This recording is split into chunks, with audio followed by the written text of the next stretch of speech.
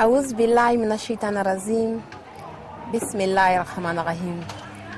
Je commence par remercier d'abord tous les partenaires qui ont fait en sorte que cet orphelinat puisse exister aujourd'hui.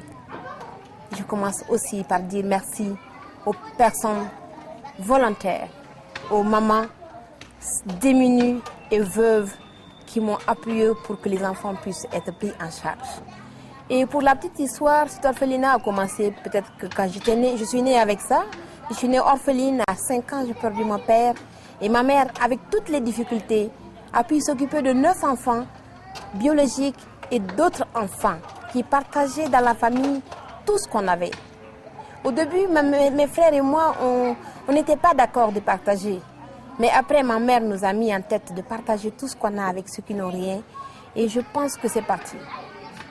Quand j'ai eu mes 30 ans et 7 enfants moi-même, j'ai vu dans la rue des enfants qui étaient jetés. J'ai vu des personnes qui voulaient abandonner leurs enfants juste parce qu'elles n'ont pas de quoi manger.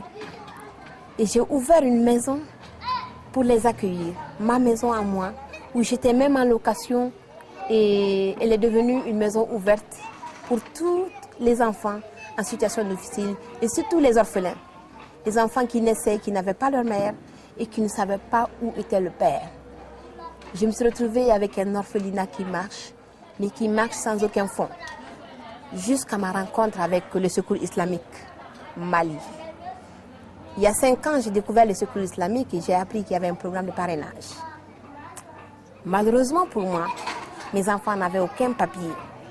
Les enfants arrivaient ici sans aucune identité et je ne savais même pas d'où venait leur père ou leur mère et quand est-ce qu'ils étaient décédés.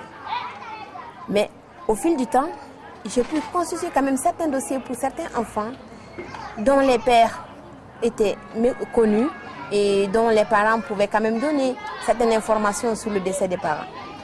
Et aujourd'hui, je peux dire merci à Dieu parce que le Secours islamique Mali n'a pas fait grand-chose, mais il ne m'avait pas découvert, il n'était pas venu ici.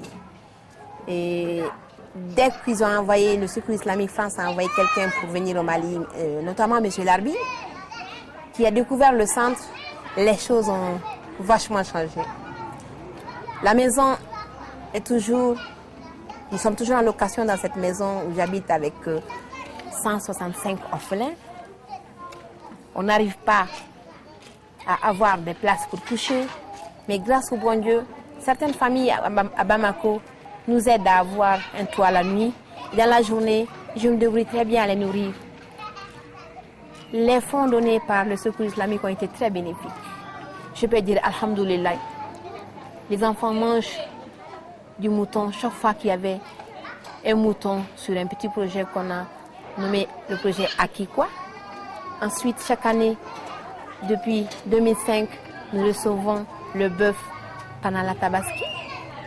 Nous avons aussi eu des vêtements pour tous les enfants de l'orphelinat et même pour les orphelins qui sont dans les familles, qui sont maintenant aujourd'hui plus de 200 enfants. Nous avons pu avoir de la bonneterie pour tous ces enfants cette année et nous espérons que les partenaires vont aider encore le Secours islamique pour qu'il aide le maximum d'enfants. Et mon vœu le plus cher, il faut que je le dise, c'est d'avoir une maison où habiter avec mes enfants.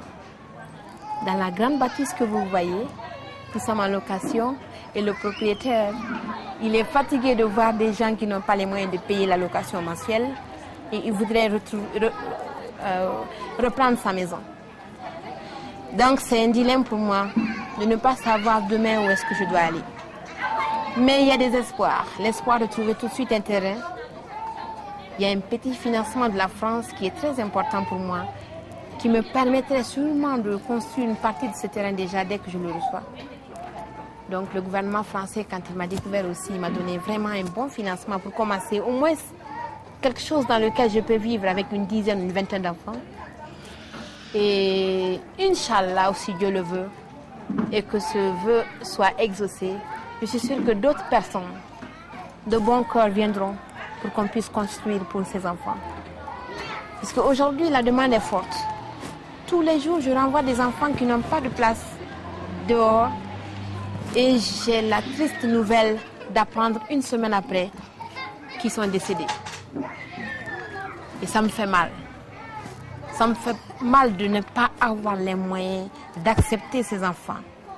Bien que les conditions sont désastreuses, chaque fois que je cherche de faire une enquête sur un enfant qui arrive et que je ne peux pas recevoir, j'ai la désolation aussi de savoir que cet enfant n'avait que moi comme dernière chance. Je demande encore aux partenaires de Islamic Relief partout dans le monde de pouvoir aider cette organisation et par là toutes les organisations de bienfaisance qui réellement, je veux dire, travaillent sur la vie des enfants, travaillent sur le développement des enfants. Parce que j'ai eu affaire dans mon expérience d'enfant à des personnes qui viennent me voir et qui essaient de m'aider à faire des collectes de fonds ailleurs et qui ne reviennent jamais. Donc, je pense qu'avec Islamic Relief, j'ai un espoir.